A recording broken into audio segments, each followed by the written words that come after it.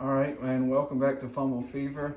We're going to be continuing our series on the way too early predictions. We're going to be doing the Big 12 in tonight's video, starting with the first 5 alphabetical teams in the Big 12, because the Big 12, as y'all know, is the only conference that doesn't have it split into 2 divisions. So, starting alphabetically, we're going to start with Baylor, and I'm going to hand it over to Dylan so he can tell y'all about what he thinks. They might have a better, or I'm pretty sure I have them with a better record than everybody else. I got them 9-3. First game, they're gonna come out a little bit shaky, I think, with the new head coach and everything. Yeah. Closer than you expect against Ole Miss, but they pull out a win. The key, pretty much only the 3 losses they got are Oklahoma, Texas, and Iowa State. Then I got them going to the conference championship. Awesome. That is better, I think, than most people are going to figure. So not a big drop-off for Baylor. My drop-off from you is not too far. I'll get to what the win-loss is here in a second. But a lot of people is going to be obviously wondering how they're going to fare without Matt Rule. He's with the Panthers now. Great job by the Panthers, by the way, if I could plug Carolina for a second, because I know you're excited about that too. But their new head coach that they got is LSU's former defensive coordinator, Dave Aranda. And I'm really excited about that hire. I think he's going to take Baylor to new levels and eventually get them back to where they were with Matt Rule a season ago. Recruiting-wise, this was not great for Baylor. There were 9 out of the 10 teams, 9th in the Big 12. There's 10 teams in the Big 12, so they were ahead of only Kansas. And 54th overall. Right, so not great recruiting-wise, but what I was able to find out is that their recruiting style and scheme this year is actually probably going to fare better than what most people believe, because what they went after was athletes. They went after athletes that could kind of do it all, that might not have the right size, but some people with some speed. And if I could say this. Sure. Their best player that they got in recruiting this year was James Sylvester. He was number 312 overall, and number 16 defensive end. Okay, it's a good guy to look for on the defensive end. I noticed some guys that are, like I said, lower level, like 3-star type of guys, but could make a bigger impact later on. One of those guys down the road is running back Tay McWilliams. I noticed that he had a lot of great speed and that he could catch the ball like a wide receiver. And really the only reason that he was rated so low on the... Because he started late, right? Not only that, but because he's oversized. He's 6'1", 205, and as a running back, he's thought of as more of a power back, but I kid you not, if you go and you look at this guy's highlights, that he is definitely all about speed, and they're going to be planning on getting him the ball on the edge and in some screens and some short yardage situations, and once he takes off, he's got 4.4 speed, and he'll be in the end zone in a flash. So they've got him to look for. They also added 4 new safeties and 3 offensive linemen, 2 of which came off of junior college transfers. So they've got some pieces they're going to be looking ahead to in the future. I just don't think it's going to be an immediate impact this year.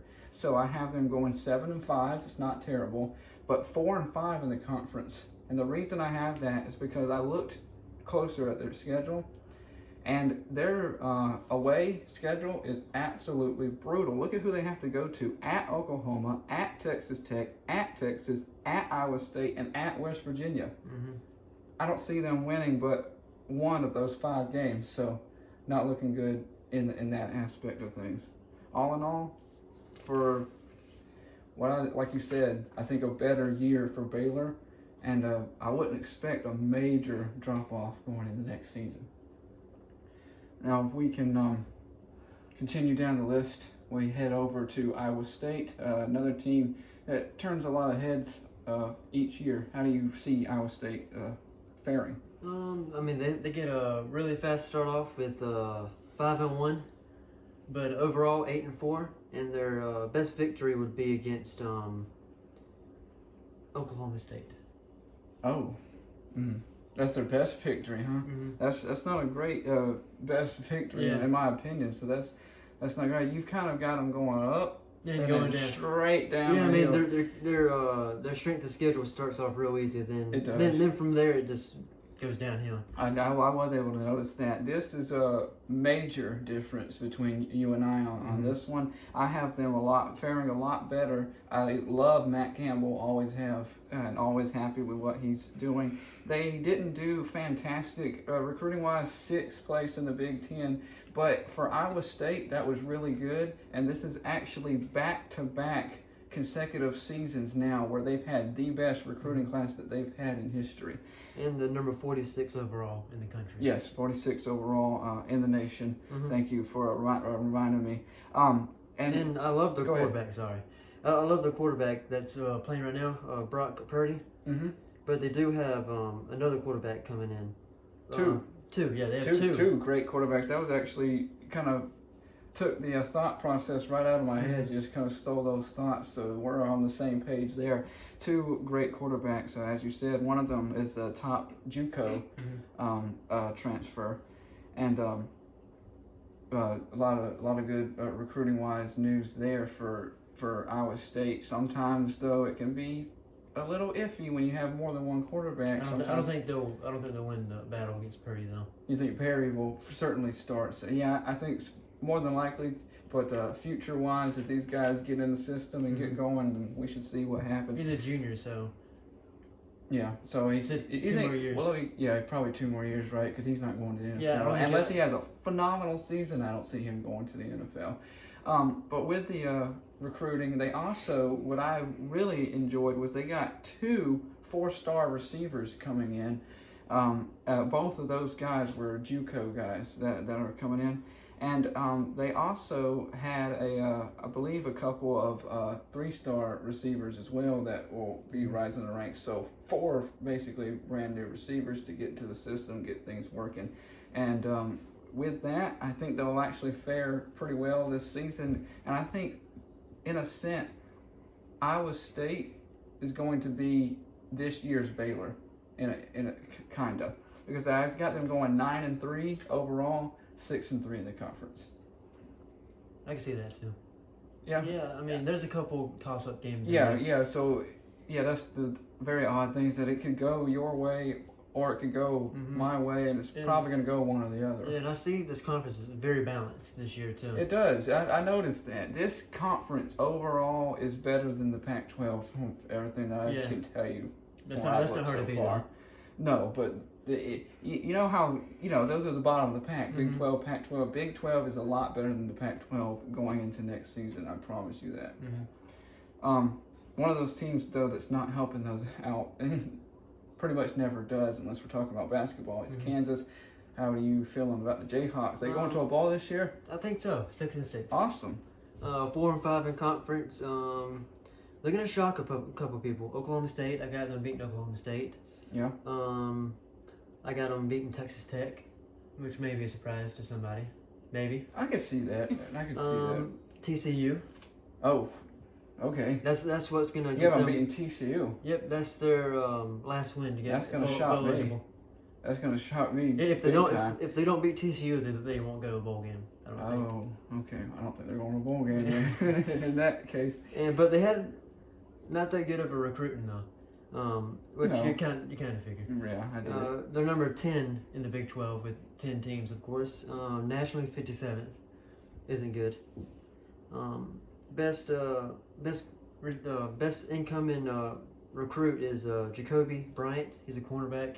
Yep. 562 nationally, and 40th position. Yeah, I agree. Jacoby Bryant, like you said, is a top recruit that they're really excited about, especially Les Miles. He talks about him a lot. They focused this year on cornerbacks, on offensive linemen, and receivers, so that should help.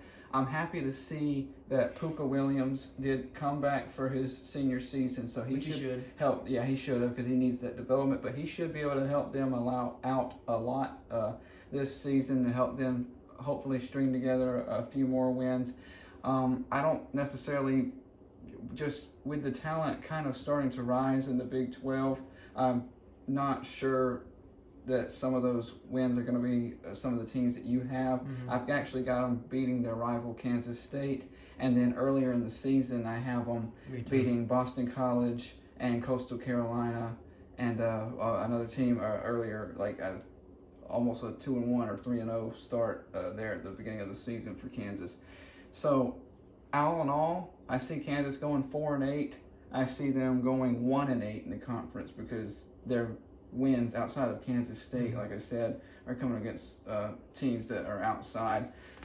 And I'm honestly, with going back to Boston College in that game, that opener, I think that really shocked a lot of people last year. They didn't really see that coming. It was the start of what led to Boston College's head coach, Steve Ardarzio, to lose his job. And it just started this hype train about Kansas with Les Miles that everyone got excited for and thought, okay, this is the year maybe they go to a bowl. It kind of died off. It died off. You know, I mean, you can't really expect that from a first-year coach that took over what talent he had. Yeah, even if it is the Mad Hatter, he's done some crazy things, but that would really top the list. So eventually, as a Kansas fan, however many there are left out there, it will get better if they continue to ride the ship with Les Miles, because he's gunning to improve recruiting. And by the way, this is the first year in a very long time for Kansas that every single recruit they have is from high school. They didn't have to grab JUCO transfers. They didn't have to get transfers from other schools or try to go outside. Yeah, it was their first time that they were actually able to get people from high school wanting to go to Kansas. So that's a bright side in itself and a positive to look towards in the future. So they're big rivals from the same state, Kansas State, the Wildcats, of course, in their second year without legendary coach Bill Snyder. How do you have them faring? I got them 4-8. Not a very good year at all for them. 2-7 in conference.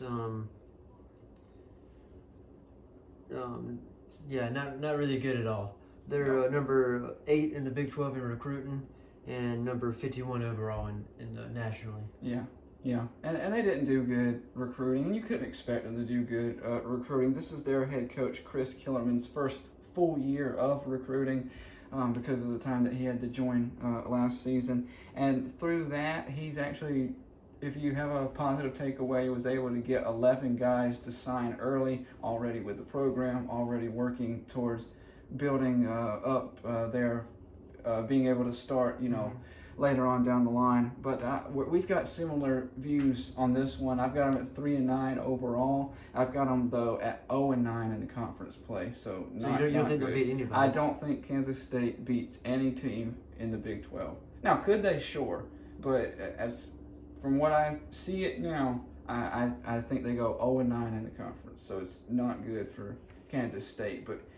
This is one of those times, and I feel like I'm saying this with a lot of these teams, but they really need to trust the process here, not to steal anything from the 76ers, but they got to trust the process moving forward, because when you're replacing somebody like Bill Snyder, I mean, what else do you really expect? That guy was an absolute legend, and he was coaching Kansas State since before you and I were born, way before you and I were born, so he's been there a long time, and that's kind of what you expect from a program that's in the rebuilding stages.